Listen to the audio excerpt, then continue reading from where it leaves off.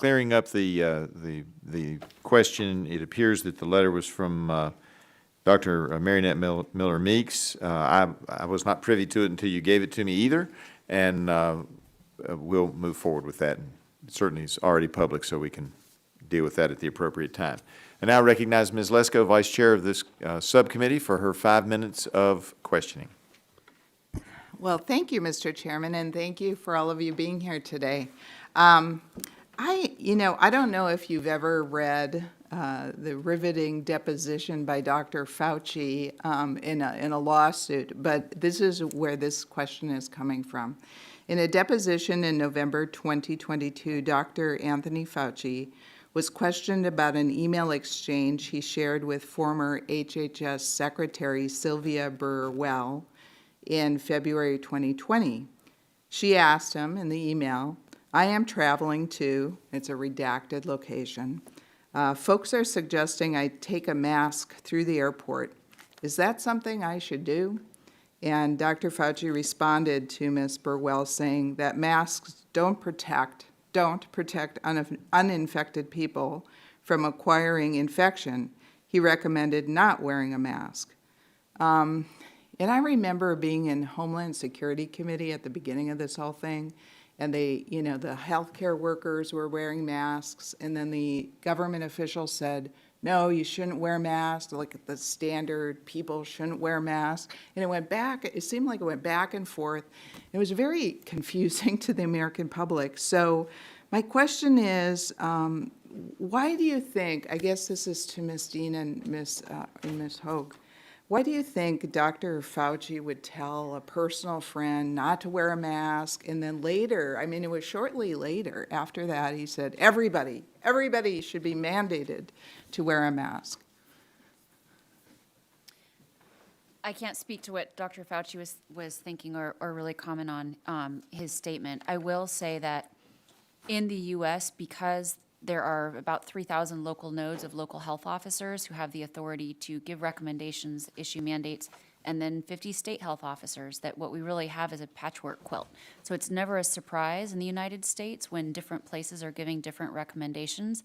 That's part of the problem that I think we need to fix with a coordinated intelligence capability, operational capability. It led to a lot of confusion during COVID, including different and conflicting mask mandates in different parts of the U.S. with different officials speaking to them. Yeah. And I guess I would add to that the evidence that we had going into the COVID-19 pandemic for influenza-like illness had failed to find in randomized studies that masks prevented transmission in the community setting or the hospital setting. And so in the summer of 2020, and I think you said 2022, but I think you meant 2020. Oh, that was okay, sorry. Fauci. Thanks for correcting. We didn't have good evidence showing that masks worked. And so, it was really up to us to generate good data to find out, were masks going to be effective against COVID-19, surgical and 95 masks. The United States did not run randomized studies in our country to get the answer to that. And so really, we then had a Cochrane review that reviewed the data, the randomized studies that have been done during the COVID-19 pandemic. They didn't find that masks were effective at preventing COVID-19 transmission. They failed to find that in the randomized studies. However, the United States continued to recommend masking of children down to age 2, which they actually still do today under certain circumstances. So we act like we're talking about things in the past. CDC is still recommending children down to the ages of 2 mask under certain circumstances of high disease burden. And so I think that he said that because that's what he felt the data showed at the time, and that, in my understanding of the data, was an accurate representation of what we knew, that masks were not effective from the data that we had. Yeah, I think, part of the reason that we're asking about this is, in fact, most of the reason is we don't want to repeat the problems that we had before.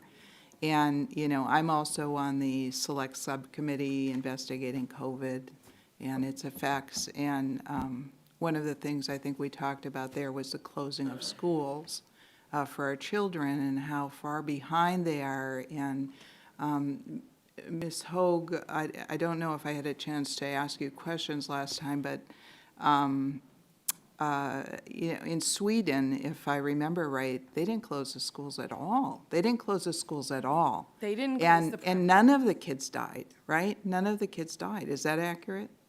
From So COVID? from their initial report, there were no Yeah. children that died. I don't have the latest Yeah. data Right. I apologize, but yeah, but they did not close the primary schools, and then they've had very brief closures of the secondary schools, and their excess mortality, I mean, their excess mortality has been none to, Yeah. negative. I mean, they've done probably one of the best countries in the world during the pandemic, if not the best.